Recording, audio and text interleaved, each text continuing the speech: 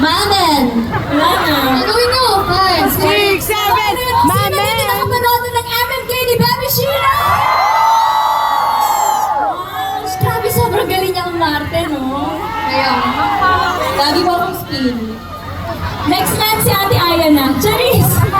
So, eto na nga. Ang ganda nyo tignan kanina sa stage. Parang alam mo yung first time na nakita namin yung Aurora Borealis. Parang yun yung